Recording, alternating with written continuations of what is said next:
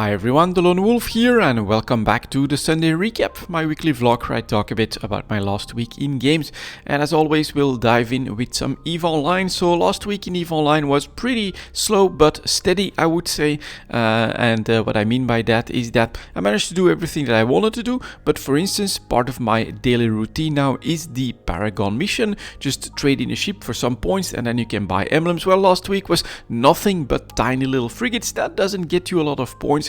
So I haven't really made any progress on the Alliance logos, but on the other hand, I have most of the ships that I want, except for like the Oracle. That's definitely still a big goal for me, and the Talos, definitely want that one as well. But I'm not really in a hurry either, because CCP has announced that the next like 160 Alliance emblems or something like that should be on their way.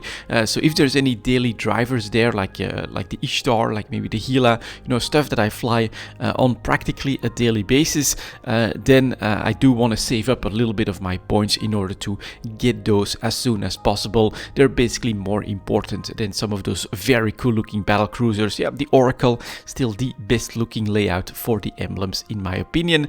But we will see, of course, when CCP announces which ships are next, and then I'll try to get my points in as efficient a way as possible. Another thing, of course, is getting the skilling spree done, and that was only up until a certain point, because now we're back into some PvP stuff on the daily basis, if that's if you want those daily missions to be done. I mostly focus on the free skill points, so that's why I've been doing the skilling spree, and I've been doing that in a frigate, because as I mentioned, those are some of those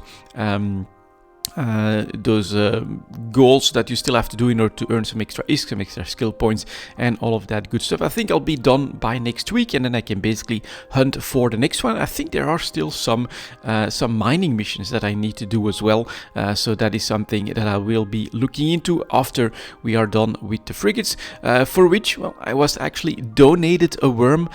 So some of you guys are like super generous and follow all my videos and then even donate stuff into the game. It's really not needed, but of course I would never say no to any gift. So I've got an extra worm, which was super expensive last week. I think it's a little bit less expensive this week, but yeah, it's like 130 million or something like that just for the hull, and it is an amazing little frigate. Of course, it's got the drones, got some missiles, got the Kaldari shield tech, so it's really cool, and that is definitely going to be a ship that I'll use and that I'll find some use for. So thank you very much for that generous viewer. Really very nice little surprise contract that I got there as well.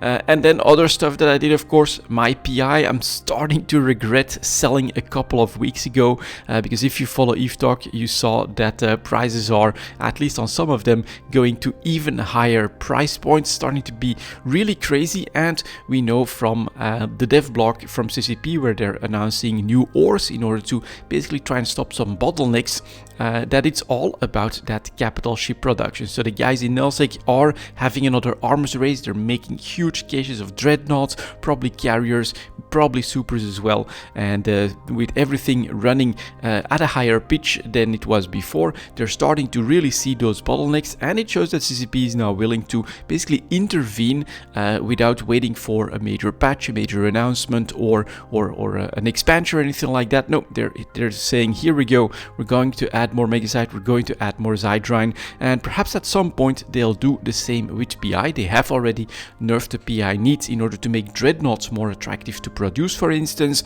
but that remains quite speculative, because while the prices are crazy high from the perspective of just the last couple of years, if you go back 4 or 5 years, then these were actually normal prices. 10,000 disc for coolants, 100,000 disc for the tier above that. That was actually a pretty normal price range for PI, so there's basically a recovery that happened there, and at the moment I'm basically producing and selling as much as I can without really rushing into anything either. But I'm not saving up my PI at this point, because, well, CCP just showed that they're willing to intervene, so who knows how long these prices will last for for PI. They're definitely trying to get Megasite, Zydrine and Isogen down with the new ores, so they may intervene at some point for that as well. And then finally, the blueprint copies, those contracts, well, they're still selling very quickly. Whenever I do another trip in order to bring more to the contracts, I'm basically running out of them, except sometimes the Minmatar ships.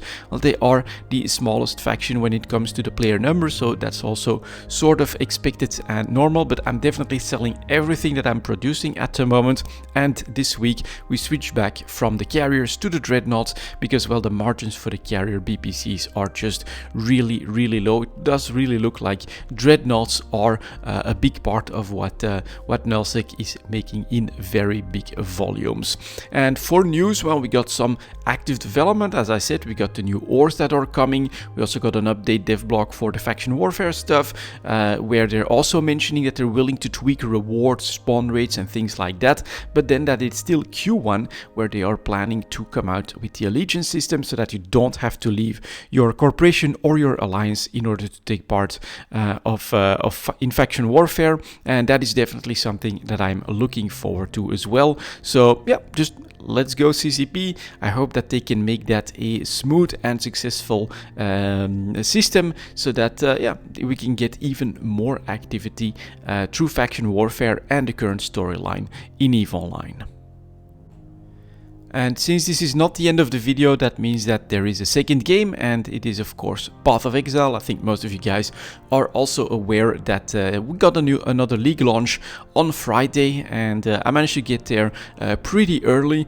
I think with like the hour changes and New Zealand not changing to like a winter time, that it's like 8 PM for me, so that was really nice. I was like 4,500 in the queue. I think that's pretty low, not in the 10,000s and things like that. So I got in pretty quickly, got started on my first character, a little bit of a strange character, but one that I've never really played up into maps or anything like that. So it's actually a guardian that focuses on minions, and I have a very specific plan for that one. I'm actually planning to use like the Baron for the helmet, which means that my strength also becomes a bonus for my minions. So I'll do a little bit of strength stacking in there, together with two of those ones. I'm not sure what they're called at this point, but they basically reserve 30% of your life, which is a little bit annoying, of course. Your life does go down, but there's that new buff that means that you take everything as a dot, so there is definitely a little bit of usefulness potentially in there.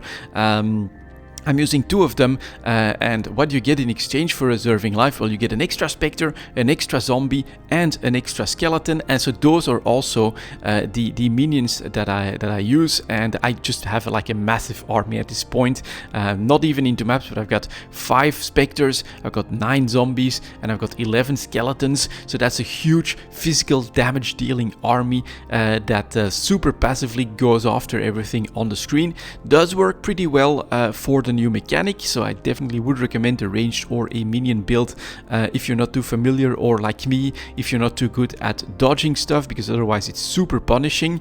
But once you get into that, it is very rewarding. It's really a roguelike, so you get sometimes runs where you're lucky, runs where you're unlucky, but I've got quite a lot of chaos out of it already, and I managed to get up to the boss for the 3rd tier at this point, where I unfortunately then failed the run. She did a little bit too much damage to me. Don't understand her mechanics or anything like that, but so far, yeah, very interesting, and I'm really enjoying that league mechanic, which on top of that, from a currency standpoint, does feel extremely rewarding at this point.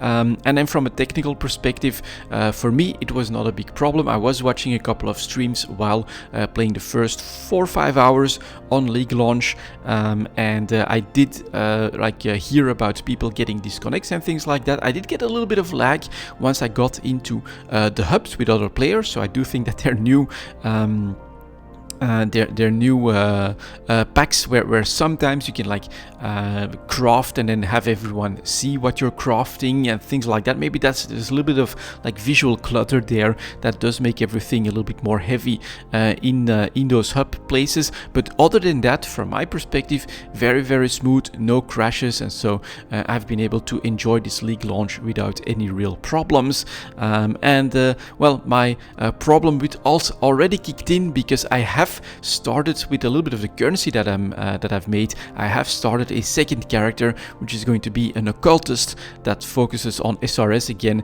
with the buffed curses. I think it could be very powerful, especially now that I noticed on the tree that you can actually clear corpses with that. So it's really cool, and I'm actually starting to build that character already. We are at the end of Act 9 with my first character.